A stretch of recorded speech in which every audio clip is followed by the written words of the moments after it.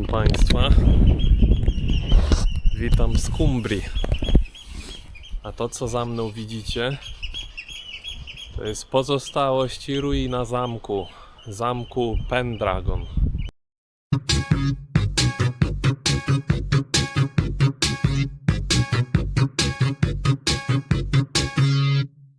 I have a pen. I have A dragon. a Pendragon. Zamku dość interesującego i wokół którego jest sporo różnych legend. Legend, które nawet zahaczają troszeczkę o króla Artura. Także zaraz wam troszeczkę zrobię rzutów z różnych stron i powiem parę słów o tym, czym ten zamek właściwie jest.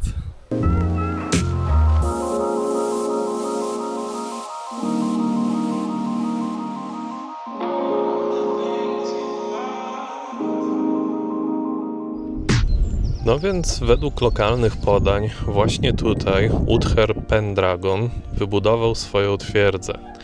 Uther Pendragon, co pewnie źle wymawiam, bo to pewnie jest coś jak Uther albo coś w tym stylu. W każdym razie był to ojciec króla Artura.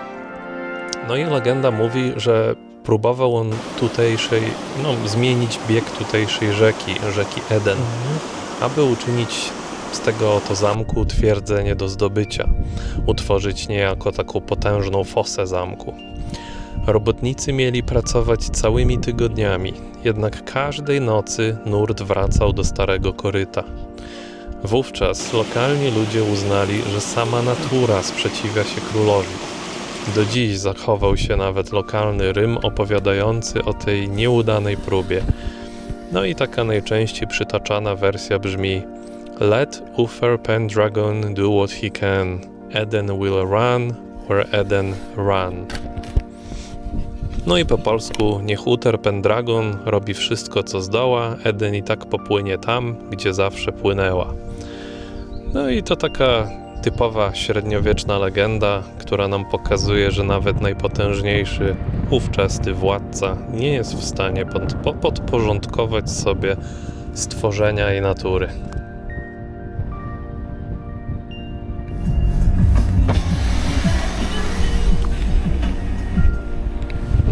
Siema. Co tam słychać? Piękne owieczki. Oż to. Iwi, cicho. Mordulcu ty. Popatrzcie na to, bo Kumbria zaskakuje. Coraz to ładniejsze miejsca się tu znajduje. Znalazłem takie cudo z jakąś ścieżką w tamtą stronę, ale też taki piękny, półkowy, no nie wiem jak to nawet nazwać, wodospad chyba już, nie? Naprawdę robi wrażenie. Aha, trzeba jakoś tu zejść i przy okazji się nie zabić. O. I tak sobie myślę, skoro już takie urokliwe miejsce znalazłem, ja pierdziu, ale tu jest dużo zajebistych miejsc, bez kitu. Skoro już takie urokliwe miejsce znalazłem, to opowiem wam jeszcze o jednej postaci, która mocno odbiła się echem zarówno w kwestii historii zamku Pendragon, ale nie tylko, bo jest bardzo ważną postacią ze względu na jej wkład w historię Anglii. Także wy sobie popatrzcie na te wodospady, a ja wam opowiem troszeczkę. Mianowicie była taka Lady Anne Clifford i ona urodziła się mniej więcej w 1590 roku. Była jedynym dzieckiem George'a Clifforda. No i jaki jest problem tutaj? No problem jest taki, że prawo angielskie praktycznie w tamtym czasie nie dopuszczało sytuacji, w której kobieta miałaby dziedziczyć ogromny majątek. Nawet król Jakub I naciskał, żeby Lady Anna po prostu zrezygnowała. Jednak ona odmówiła i procesowała się przez ponad 38 lat. Wyobrażacie to sobie? praktycznie 4 dekady walczyć o swoją własną ziemię, swoje własne dziedzictwo i swoje własne prawa. To miała zawziętość kobieta, nie? No i o co chodzi tutaj dalej, nie? Jak to ona sama napisała, bo to z jej notatników. The land is the best subject I have to think on. Czyli ziemie są najważniejszą sprawą, o której rozmyślam, tak? I to właściwie streszcza jej całe życie, no. Jak się nad tym tak zastanowić, to ta kobieta przez przez kilkanaście, raczej kilkadziesiąt lat praktycznie nie przestała walczyć o odzyskanie swojego majątku. No i w końcu wygrała, tak? Mając jakieś tam ponad 50 lat, odziedziczyła rodzinne ziemię. No i właśnie tutaj pojawia się kolejny ciekawy wątek, bo zrobiła coś, czego raczej większość by nie zrobiła. Oho, może nie zatoniemy, nie? Idziemy po kamieniach. Chwila, bo będę się tutaj próbował wbić i zaraz wam dokończę. To jest to. Takie ujęcia to ja rozumiem. Dobra, podeszliśmy bliżej. To wy sobie patrzcie, a ja będę kontynuował. Także co ona zrobiła po odzyskaniu tych ziem? Zamiast budować nowe pałace, to ona zaczęła ratować stare zamki. No i odbudowała m.in. takie zamki jak Brough Castle, Appleby Castle, Brougham Castle i oczywiście ostatni, który dzisiaj zresztą odwiedziliśmy, to jest Pendragon Castle. No i wydała na to właściwie fortunę, nie? Ona właściwie na to wydała przeogromną fortunę. I na wielu z tych budowli, które odnawiała, na tych budynkach umieszczała cytat z księgi Izajasza. I cytat szedł tak: Thou shalt be called the repairer of the bridge. Czyli będziesz nazywany tym, który naprawia wyłomy. No i to był jej taki życiowy manifest poniekąd, tak? Ona nie budowała nowych pałaców, tylko naprawiała stare.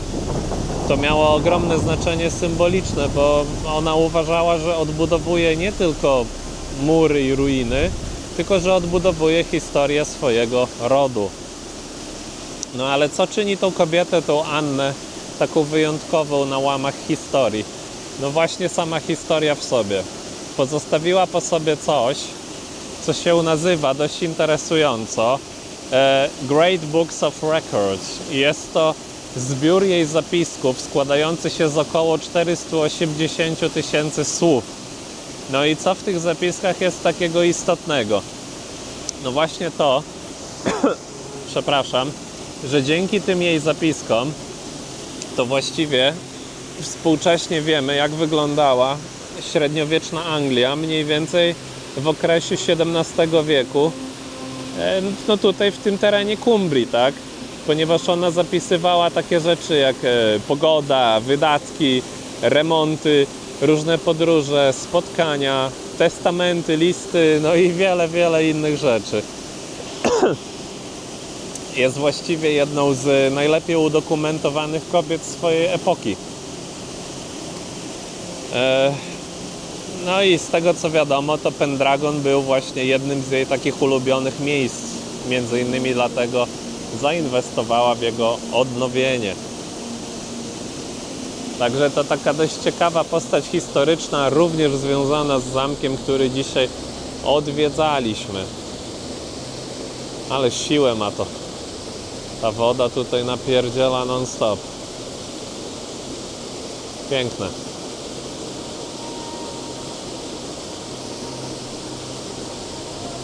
No nic. A my lecimy dalej. Lecimy dalej. W tych pięknych okolicznościach troszkę wam jeszcze opowiedziałem o konkretnej, kolejnej osobie powiązanej z zamkiem Pendragon. czyli Lady Anna. Lady Ann, chyba tak to bardziej. No ale nic, lecimy dalej. Ja muszę jakoś wrócić tak, żeby nie wpierdzielić się do wody, tak? No tak.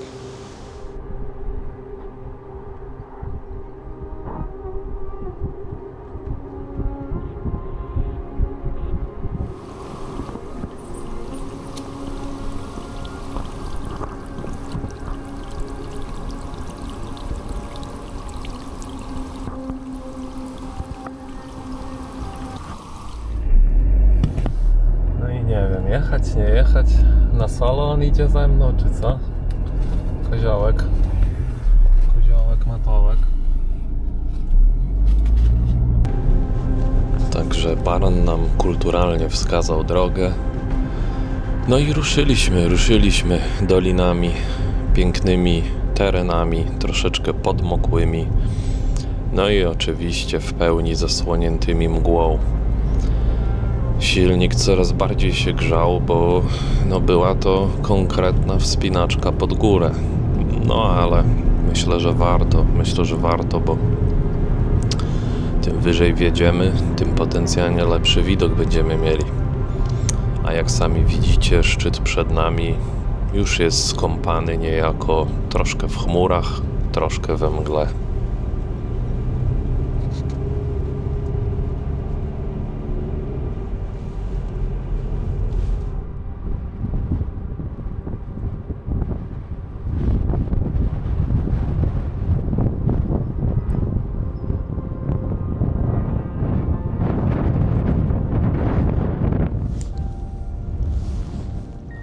Powiem wam, że pierwotny plan mojego tego całego wyjazdu był taki, że sobie się prześpię tutaj w tej Cumbrii, gdzieś w nieokreślonym miejscu. Miałem kilka pinesek pozaznaczanych wartych sprawdzenia. No i jak mam być szczery, to chyba właśnie znalazłem jedno z lepszych miejsc właśnie na taki car camping, na spędzenie nocy w samochodzie. Jest super wypłaszczony teren, w sam raz wjazd, żeby sobie wstawić samochód, jeden nawet czy dwa. A jeszcze obok dosłownie płynie sobie przepiękny strumyczek. Także mamy nie dość, że wodę bliziutko, to jeszcze cały czas szum tej wody.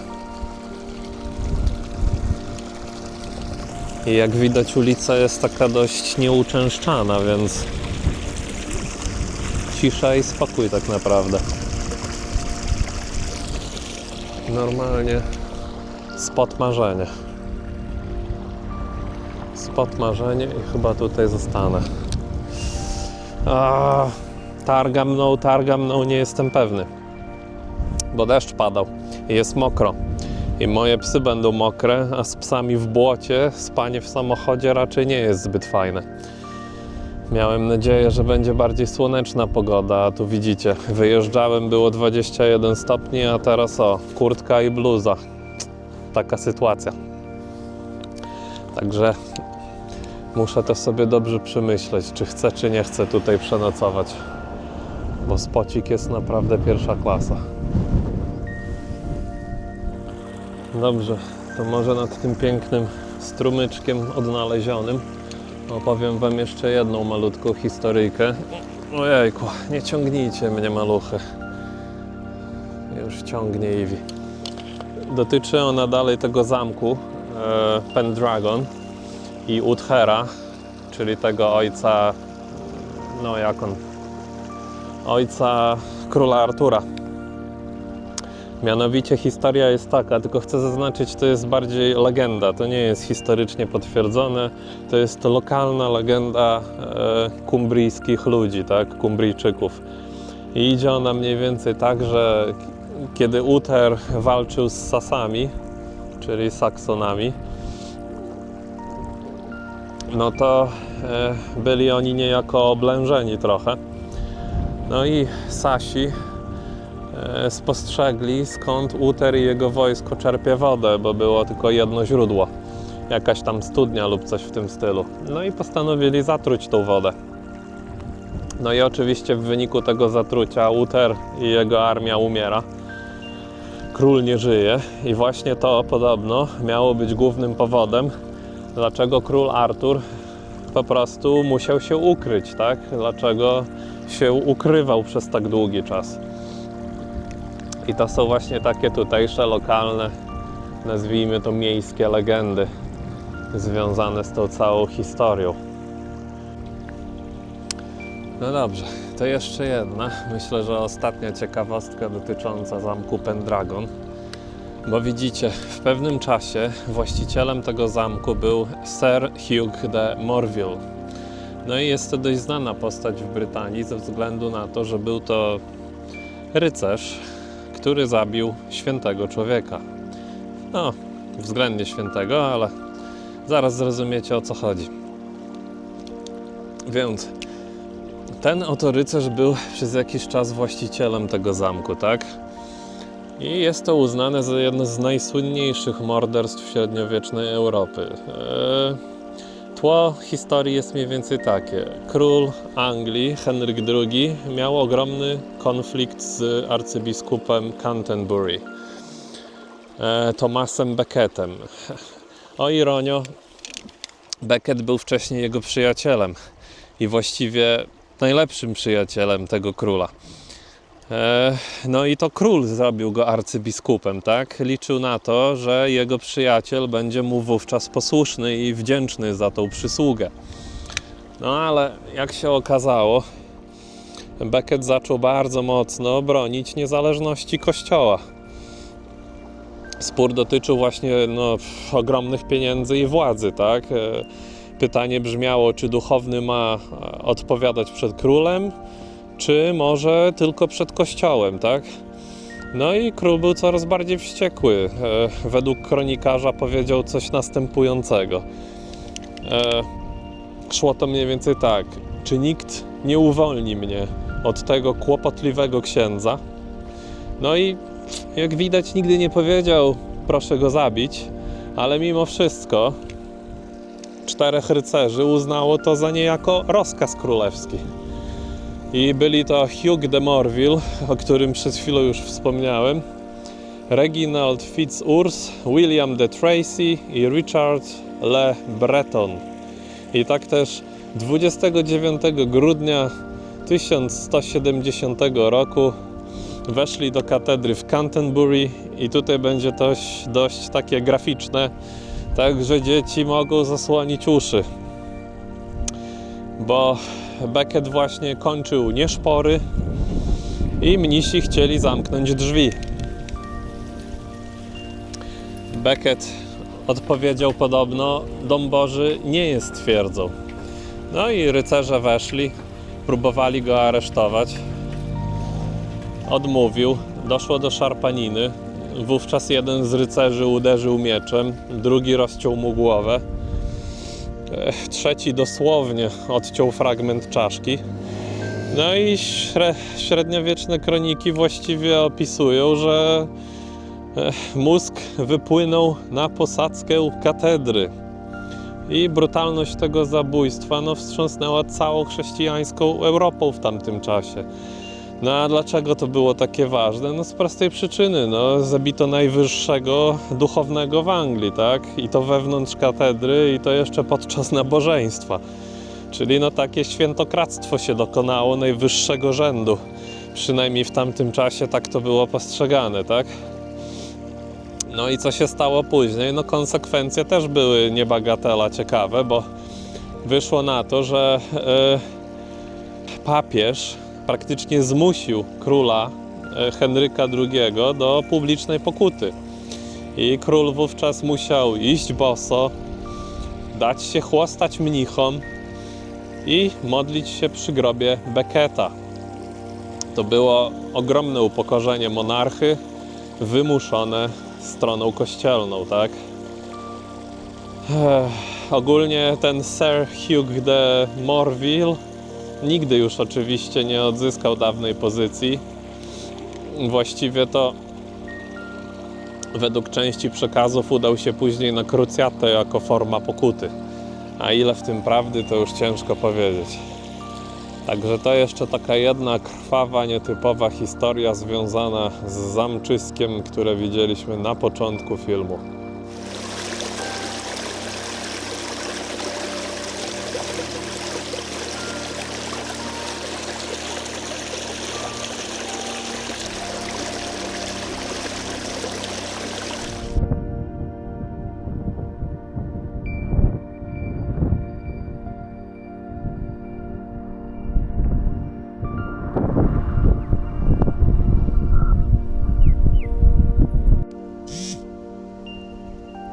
Cześć maluchy.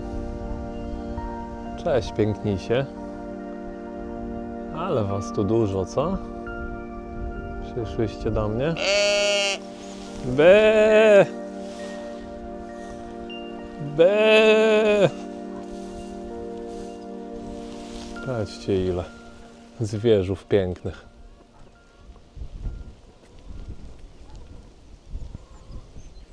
Normalnie sielankowo. Także po drodze spotkałem jeszcze kilka pięknych zwierzątek i zastałem niesamowite widoki, ale na domiar tego przejeżdżałem przez bardzo urokliwą, małą wioseczkę, takie zagnieżdżenie starych, kamiennych domów. Naprawdę robiło wspaniałe wrażenie, a to nas zbliżyło już do samego końca podróży.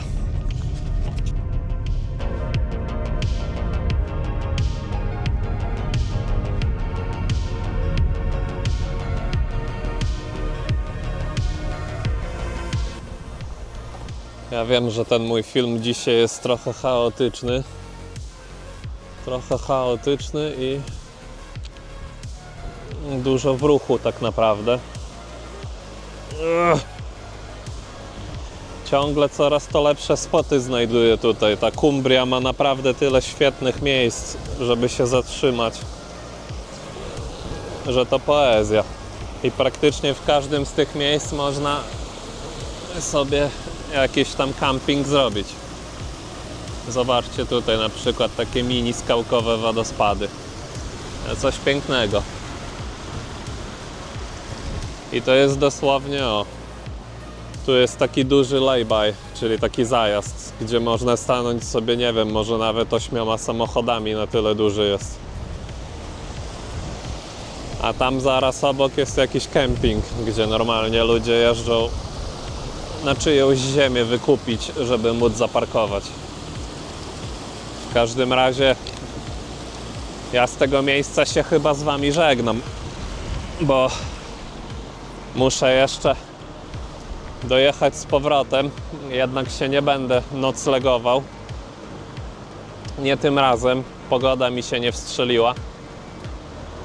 Ale przez sam przejazd tędy znalazłem przynajmniej 3 lub 4 naprawdę znakomite miejsca.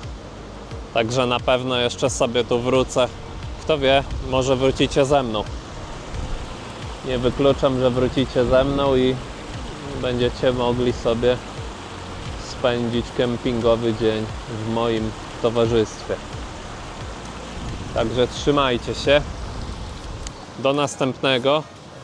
Obejrzę te moje wypociny. Jeśli będzie miało to sens, to wtedy to wrzucę. Także ciao!